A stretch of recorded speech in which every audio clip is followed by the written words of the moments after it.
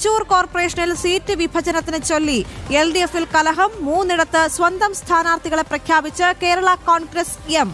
CPI മത്സരിക്കുന്ന civil station, Olari എന്നീ ഡിവിഷനുകളിലും CPI മത്സരിക്കുന്ന പുതൂർക്കരയിലാണ് സ്ഥാനാർത്ഥികളെ പ്രഖ്യാപിച്ചത്. ഒരു ജനറൽ സീറ്റ് ഉൾപ്പെടെ 4 സീറ്റുകളാണ് കേരള കോൺഗ്രസ് എം ആവശ്യപ്പെട്ടിരിക്കുന്നത്. എന്നാൽ എടക്കുന്നി, അയ്യന്തോൾ എന്നീ വനിതാ സംവരണ വാർഡുകളാണ് LDF നൽകിയത്. സനു കെ സജീവ്, സനു, എന്താണ് ഈ റിപ്പോർട്ടിന്റെ വിശദാംശങ്ങൾ?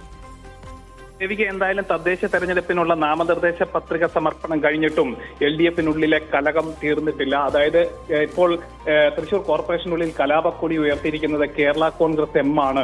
അതായത് അവർ മത്സരിക്കാൻ ഉദ്ദേശിച്ച സീറ്റുകളിലേക്ക് അവർ ആവശ്യപ്പെട്ട സീറ്റുകളിൽ CPM നൽകാതെ വന്നതോടുകൂടിയാണ് ആ സ്ഥലങ്ങളിലെല്ലാം അവർ തങ്ങളുടേതായിട്ടുള്ള സ്ഥാനാർത്ഥിനെ നിർത്തി പോരാട്ടത്തിന് ഇറങ്ങിയിട്ടുള്ളത്. 3 സ്വന്തം സ്ഥാനാർത്ഥികളെ പ്രഖ്യാപിച്ച് കേരള കോൺഗ്രസ് എം പ്രചാരണം ആരംഭിച്ചിട്ടുള്ളത്.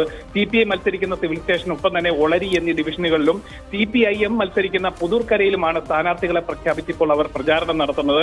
ഒരു ജനറൽ സീറ്റ് ഉൾപ്പെടെ 4 സീറ്റുകളാണ് കേരള കോൺഗ്രസ് എം ആവശ്യപ്പെട്ടിരുന്നത്. എന്നാൽ ഇത് കൃത്യമായി നൽകാതെ വന്നതോടുകൂടി, അല്ലെങ്കിൽ തങ്ങൾ ആവശ്യപ്പെട്ട സീറ്റുകൾ അവർ നൽകാതെ വന്നതോടുകൂടിയാണ് സമാന്തരമായി തന്നെ മത്സരിക്കാനുള്ള തീരുമാനമെടുത്തിട്ടുള്ളത്. നമുക്കിപ്പോൾ മനസ്സിലാക്കാൻ സാധിക്കുന്നത് CPM-ന്റെ ഭാഗത്ത് നിന്ന് കേരള കോൺഗ്രസുമായിട്ട് ചർച്ചകളൊക്കെ നടത്തുന്നുണ്ട്. എന്തായാലും വഴങ്ങാൻ ഇതുവരെ കേരള കോൺഗ്രസ് തയ്യാറായിട്ടില്ല.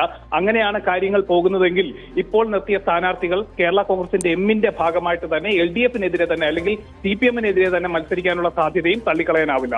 ദേവിക, തന്നെയാണ് കേരളം തദ്ദേശ പോരിലേക്ക് അടുക്കുമ്പോൾ പലയിടത്തും പൊട്ടിത്തെറികൾ ഉണ്ടാകുന്നു. പ്രത്യേകിച്ച് കോൺഗ്രസിലും LDF-ലും ഇത്തരം വിഷയങ്ങൾ ഉണ്ടായി വരുന്നു എന്നുള്ള കാര്യം ശ്രദ്ധേയമാണ്.